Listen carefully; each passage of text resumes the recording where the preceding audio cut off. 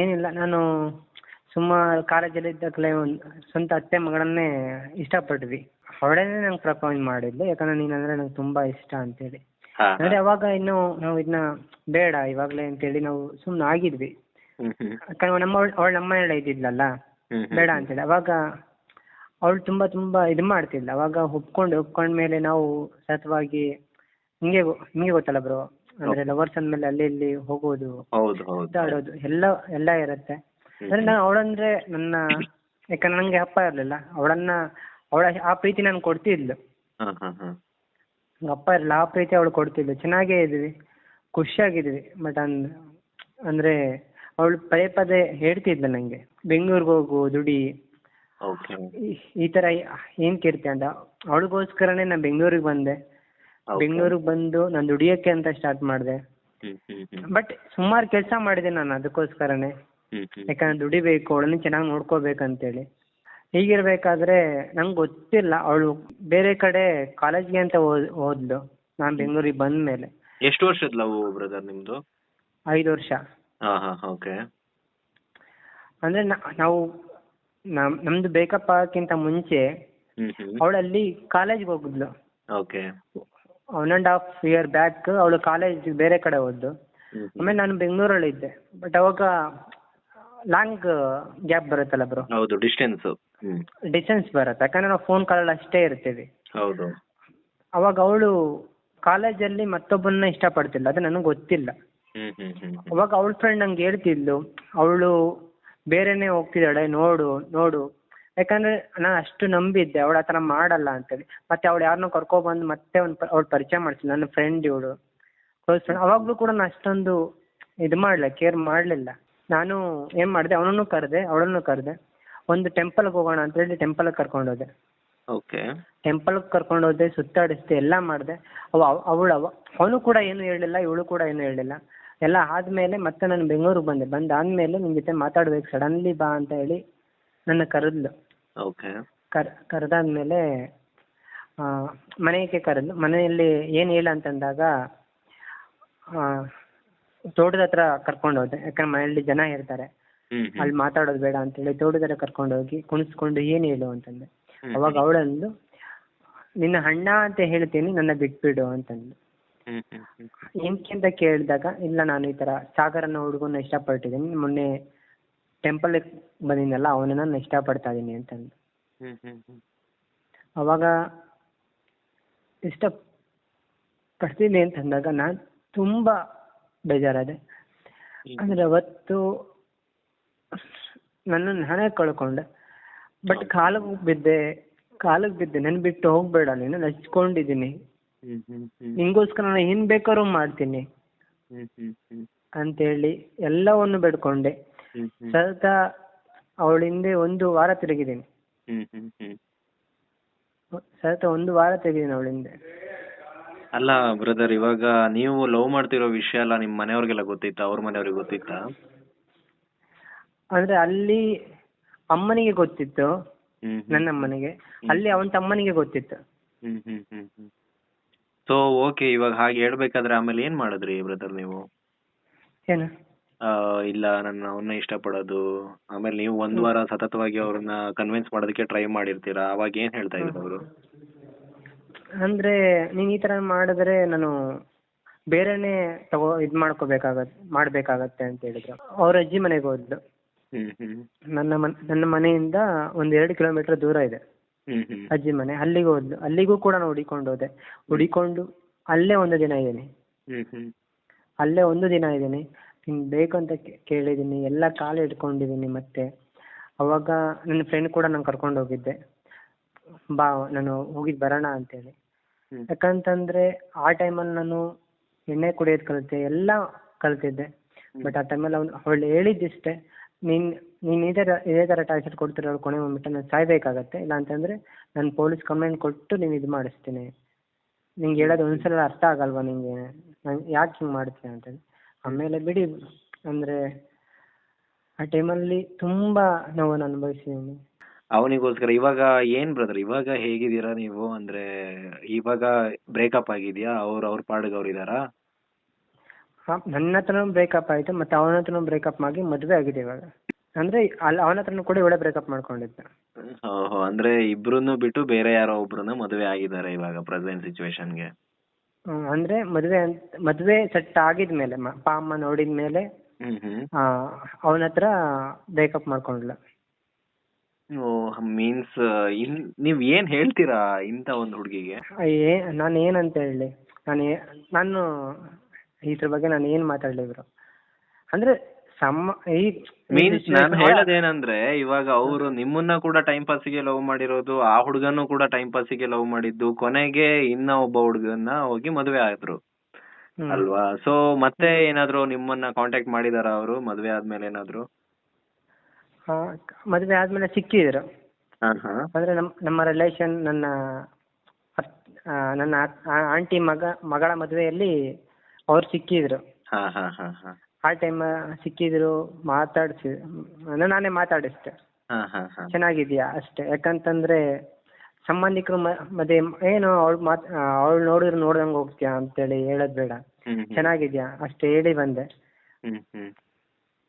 ಮತ್ತೆ ಎಲ್ಲೂ ಸಿಕ್ಕಿಲ್ಲ. ಮತ್ತೆ ನಾನು ಊರಿಗೂ ಕೂಡ ಹೋಗ್ತಿಲ್ಲ. ಅಲ್ಲಿ 4 ವರ್ಷ ಆಯ್ತು, ಮನೆಗೂ ಕೂಡ ಹೋಗ್ತಿಲ್ಲ.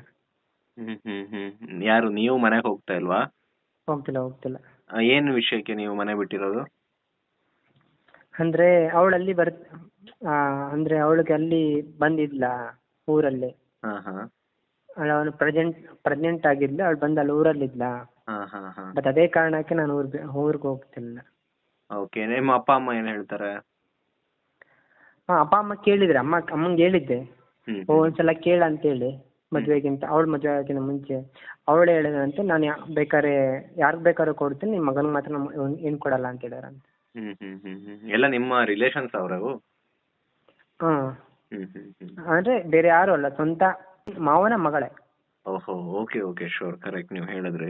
ನಾನು ಅದನ್ನೂ ಕೂಡ ಹೇಳಿದೆ, ನಿಮ್ಮ ಅಪ್ಪ ಅಮ್ಮ ಒಪ್ಪಲ್ಲ ಅಂತ ಏನಾದ್ರು ನೀನ್ ಈ ತರ ಮಾಡ್ತಿದ್ಯಾ ಅಂತ ಕೇಳಿದಾಗ, ಇಲ್ಲ ಹಂಗೆ ಹಿಂಗೆ ಅಂತ ಹೇಳಿದೆ. ಮತ್ತೆ ನಾನು ಅಮ್ಮನ ಹತ್ರ ನಾನು ಹೇಳ್ಕೊಂಡೆ. ಅವಾಗ ಇದೆಲ್ಲ ಆಯ್ತಲ್ಲ, ಬ್ರೇಕಪ್ ಆದ್ಮೇಲೆ ಈ ತರ ಇಷ್ಟಪಡ್ತಿದ್ದೆ ಹಾಗೆ ಅಂತ ಹೇಳ್ಕೊಂಡೆ ಆದ್ಮೇಲೆ ಅವಳು ಇದು ಮಾಡಿದ್ವಿ. ಮತ್ತೆ ಅಮ್ಮನೂ ಕೂಡ ಮಾತಾಡಿದಾರೆ, ನನ್ನ ಅಪ್ಪನೂ ಕೂಡ ಮಾತಾಡಿದಾರೆ ಅಪ್ಪ ಅಮ್ಮನ ಜೊತೆ, ಮದುವೆ ಮಾಡ್ಕೊಡಿ ಅಂತೇಳಿ. ಅವಾಗ ಆಗಲ್ಲ, ನಾನು ಯಾರಿಗ್ ಬೇಕಾದ್ರೂ ಕೊಡ್ತೇನೆ, ನಿಮ್ಮ ಮಗನಿಗೆ ಮಾತ್ರ ನಾನು ಕೊಡಲ್ಲ. ಯಾವ ಕಾರಣಕ್ಕಂತೆ? ಅಂದ್ರೆ ಯಾವ ಕಾರಣಕ್ಕೆ ಅಂದ್ರೆ, ಆ ಟೈಮ್ ನಾನು ಯಾವುದೇ ತರ ಕೆಲ್ಸಕ್ಕೆ ಹೋಗ್ತಿರ್ಲಿಲ್ಲ.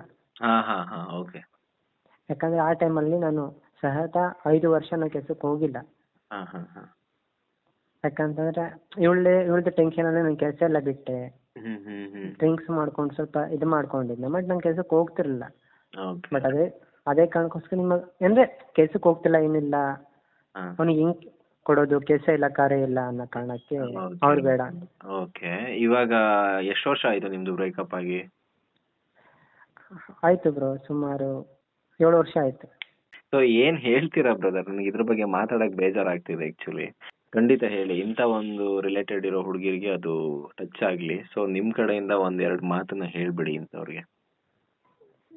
ನಾನು ಎಲ್ಲಾ ಹುಡುಗರು ಹೇಳೋದಿಷ್ಟೇ, ನಿಮ್ಗೆ ಒಂದು ಸಲ, ನಾನು ಯಾರಿಗಾದ್ರೂ ಅಷ್ಟೇ ನಾನು ಹೇಳೋದು, ನಿಮ್ಗೆ ಒಂದು ಸಲ ಆ ವ್ಯಕ್ತಿ ಇಷ್ಟಪಡ್ತೀನಿ ಅಂತ ಹೇಳಿದ್ಮೇಲೆ ಮೋಸ ಮಾಡಕ್ಕಂತೂ ಹೋಗ್ಬೇಡಿ. ಯಾಕಂತಂದ್ರೆ ಅವ್ನು ನಿಮ್ಮನ್ನೇ ನಂಬಿ ಬಂದಿರ್ತಾನೆ, ನಿಮ್ಮನ್ನ ಅಷ್ಟು ಇದು ಮಾಡಿರ್ತಾನೆ. ಬಟ್ ಅದನ್ನ ಬಿಟ್ಟು ನೀವು ಅವಳಿಗೆ ಅಟ್ ಎ ಟೈಮ್, ನಾನು ಅಂದ್ರೆ ನೀವು ಒಬ್ಬನ್ನೇ ಇಷ್ಟಪಟ್ಟು ಅದೇ ಟೈಮಲ್ಲಿ ಇನ್ನೊಬ್ಬನ ಇಷ್ಟಪಡೋದು ಬೇಡ.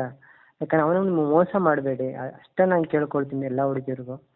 ಅದು ಬಿಟ್ಟರೆ ಬೇರೆ ಏನೋ ಮೋಸ ಅಂತ ಮಾಡಬೇಡಿ ಯಾವ ಹುಡುಗಂಗೂ ಕೂಡ. ಯಾಕಂದ್ರೆ ಇವಾಗ ನೋಡಿ, ನಾನು ಹುಡುಗಿ ಮೇಲೆ ನಂಬಿಕೆನ ಅನ್ನೋದನ್ನೇ ಕಳ್ಕೊಬಿಟ್ಟಿದ್ದೇನೆ. ಮತ್ತೆ ಇವಾಗ ಕೆಲಸ ಎಲ್ಲ ಮಾಡ್ತಾ ಇದ್ದೀರಾ? ಕೆಲ್ಸಕ್ಕೆ ಹೋಗ್ತಾ ಇದ್ದೀರಾ? ಹೌದು ಬ್ರೋ, ಅಂದ್ರೆ ನಾನು ಬೆಂಗಳೂರು ಬಿಟ್ಟು ಇವಾಗ ಉಡುಪಿಗೆ ಬಂದಿದ್ದೇನೆ. ಓಕೆ ಓಕೆ, ಉಡುಪಿ ಸ್ಲ್ಯಾಗೆ ಮಾತಾಡ್ತಾ ಇದ್ದೀರಾ. ಬಿ ಸ್ಟ್ರಾಂಗ್ ಅಷ್ಟೇ, ಇನ್ನ ಸ್ಟ್ರಾಂಗ್ ಆಗಿರಿ. ಮನೆಗೆಲ್ಲ ಹೋಗಿ ಊರಿಗೆ ಹೋಗಿ ಅಮ್ಮನ ಹತ್ರ ಎಲ್ಲ ಚೆನ್ನಾಗಿ ಮಾತಾಡಿ. ಅಮ್ಮ ಅಪ್ಪ ಎಲ್ಲ ಊರಲ್ಲೇ ಇರೋದಾ? ಅಪ್ಪ ತೀರೋಗಾಲ ಸುಮಾರು 24 ವರ್ಷ ಆಗಿದೆ. ಅಮ್ಮ ಒಬ್ರೆ. ಅಮ್ಮ ಇವಾಗ ಬೆಂಗಳೂರಲ್ಲಿ ಇದ್ದಾರೆ. ಹೌದಾ? ಬನ್ನಿ, ಅಮ್ಮನ ಮಾತಾಡ್ಸಿ, ಎಲ್ಲ ಮಾಡ್ತಾ ಇರಿ, ಹೋಗಿ ಬರ್ತಾ ಇರಿ. ಸೊ ಇನ್ ಗೊತ್ತಾಯ್ತಲ್ಲ ನಿಮ್ಗೆ ಹೇಗಿರ್ಬೇಕು. ಈಗ ಮತ್ತೆ ಏನಾದ್ರು ಲವ್ ಏನಾದ್ರು ಆಗಿದೆಯಾ ನಿಮ್ಮ ಲೈಫ್ ಅಲ್ಲಿ? ಅದ ಆಸೆ ಬರೋಲ್ಲ ಬ್ರೋ ನನ್ನ. ಅಂದ್ರೆ ನಾನು ಸಾಯೋರ್ಗು ಅದಂತೂ ನಾ ಮಾಡಲ್ಲ. Okay okay okay. ಇನ್ನ ಮತ್ತೆ ಮದ್ವೆ ಅಂತ ಏನಾದ್ರು ಶುರು ಆಗ್ತಾ ಇದೆಯಾ ಮನೆ ಕಡೆಯಿಂದ? ಮಗ ಮದ್ವೆ ಆಗು ಅಂತ. ಅಂದ್ರೆ ಮನೆಯವ್ರು ಹೇಳ್ತಾರೆ, ನಾನು ಹೇಳ್ತೀನಿ ನಾನು ಮದ್ವೆ ನಾನು ಸಾಯೋರ್ಗು ಮದ್ವೆ ಅಂತೂ ಆಗಲ್ಲ, ನಿಮ್ಮನ್ನ ಚೆನ್ನಾಗಿ ನೋಡ್ಕೊಂಡಿರ್ತೀನಿ, ಬರೋಳು ಯಾವ ತರ ಇರ್ತಾಳೆ ಅಂತ ನನಗೆ ಗೊತ್ತಿಲ್ಲ ಅಂತ ಹೇಳಿ. ಓಕೆ. ಇಲ್ಲ, ನೀವು ನೋಡಿ ನಿಮ್ಗೂ ಒಂದು ಲೈಫ್ ಪಾರ್ಟ್ನರ್ ಬೇಕು ಅನ್ಸಿದ್ರೆ ಇರ್ಬೇಕು, ಇನ್ನೂ ಒಂದು ಚೆನ್ನಾಗಿ ಲೈಫ್ ಲೀಡ್ ಮಾಡ್ಬೇಕು, ಜೊತೆಗಾರ್ತಿ ಬೇಕು ಅನ್ನೋ ತರ ಇದ್ರೆ ನಿಮ್ ಮನಸ್ಸು ಹೆಂಗಿದ್ಯೋ ಗೊತ್ತಿಲ್ಲ ನನಗೆ. ಸೊ ಇಲ್ಲ, ನಾನು ಸೋಲೋ ಆಗೇ ಇರ್ತೀನಿ, ನನ್ನ ಅಮ್ಮ ಜೊತೆ ನೋಡ್ಕೊಂಡು ಚೆನ್ನಾಗಿರ್ತೀನಿ ಅಂದ್ರೆ ಹಾಗೆ ಇರಿ. ಅಂದ್ರೆ ಆಸೆ ಇತ್ತು, ಯಾಕಂತಂದ್ರೆ ಅವಾಗ ನಂಗೆ 23, 24 ನಂಗೆ ತುಂಬಾ ಆಸೆ ಇತ್ತು, ಮದ್ವೆ ಆಗ್ಬೇಕನ್ನೋ ಆಸೆ ಇತ್ತು. ಅಂದ್ರೆ ಅಮ್ಮನೇ ಕೇಳ್ತಿದ್ದೆ ಮದ್ವೆ ಮಾಡ್ಕೊಂಡು ನಂಗೆ ಬೇಗ ನನ್ಗೊಂದು ಲೈಫ್ ಸೆಟ್ಲ್ ಆಗ್ಬೇಕಂತ. ಅವಾಗ ಇದೆಲ್ಲ ಆಯ್ತಾ ನಂಗೆ ಮದ್ವೆನೇ ಬೇಡ ಅಂತ ಹೇಳಿ ಕೂತಿದ್ದೇನೆ ಅಷ್ಟೇ. ಯಾಕಂದ್ರೆ ಕೆಲವೊಂದು ನ್ಯೂಸ್ಗಳನ್ನ ನೋಡಿದಾಗ ನನ್ನ ಅಮ್ಮ ನನಗೂ ನನ್ನ ಅಮ್ಮನ ದೂರ ಮಾಡಿರ್. ನಂಗೆ ಅಂದ್ರೆ ಅಮ್ಮ ಇರೋ ಒಬ್ರೇ, ಬಂದವಳು ಹೀಗಿರ್ತಾಳೆ ಅಂತ ನನಗೆ ಗೊತ್ತಿಲ್ಲ. ನಂಗೆ ಅಮ್ಮನ್ ಬಿಟ್ರೆ ಬೇರೆ ಯಾರಿಲ್ಲ ನಂಗೆ. ಸೂಪರ್ ಬ್ರೋ, ತುಂಬಾ ಖುಷಿ ಆಯ್ತು. ಇಲ್ಲ, ನೀವು ಅಮ್ಮ ಜೊತೆ ಚೆನ್ನಾಗಿರಿ, ಆದಷ್ಟು ಅಮ್ಮನ ಮೀಟ್ ಮಾಡೋದು, ಕಾಲಲ್ಲೆಲ್ಲ ಇರ್ತೀರಲ್ವಾ, ಕಾಲಲ್ಲಿ ಮಾತಾಡೋದೆಲ್ಲ ಮಾಡ್ತೀರಲ್ವಾ? ಹೌದು, ದಿನಕ್ಕೆ ಸುಮಾರು ಅಂತಂದ್ರು 3-4 ಸಲ ಅಮ್ಮನ ಹತ್ರ ಮಾತಾಡ್ತೇನೆ. ಖಂಡಿತ ಖಂಡಿತ, ಸೂಪರ್ ಬ್ರದರ್. ಅದೇ ತಾಯಿ ಪ್ರೀತಿನ ಯಾವುದೇ ಪ್ರೀತಿ ಬರ್ಲಿ, ಯಾವುದೇ ಪ್ರೀತಿ ಹೋಗ್ಲಿ, ಬಟ್ ತಾಯಿ ಪ್ರೀತಿ ಯಾವತ್ತೂ ಶಾಶ್ವತವಾಗಿ ನಮ್ ಜೊತೆನೆ ಇರುತ್ತೆ. ಆ ಪ್ರೀತಿನ ಯಾರು ರೀಪ್ಲೇಸ್ ಕೂಡ ಮಾಡಕ್ಕಾಗಲ್ಲ ಅದು. ಸೊ ನೀವು ತಗೊಂತಿರೋ ಡಿಸಿಷನ್ ಕೂಡ ಚೆನ್ನಾಗಿದೆ. ಸೊ ಆದಷ್ಟು ನಿಮ್ಮ ಅಮ್ಮ ಜೊತೆ ಸ್ಪೆಂಡ್ ಮಾಡಿ, ಅಮ್ಮ ಜೊತೆ ಬಿ ಸ್ಟ್ರಾಂಗ್ ಅಷ್ಟೇ. ಬಿಡಿ, ನೀವು ಸ್ಟ್ರಾಂಗ್ ಆಗಿ ಇದೀರಾ, ಸ್ಟ್ರಾಂಗ್ ಆಗಿರಿ. ಬಿಟ್ಟು ಹೋಗಿರೋರ್ಗೆ ಏನ್ ಹೇಳ್ತೀರಾ?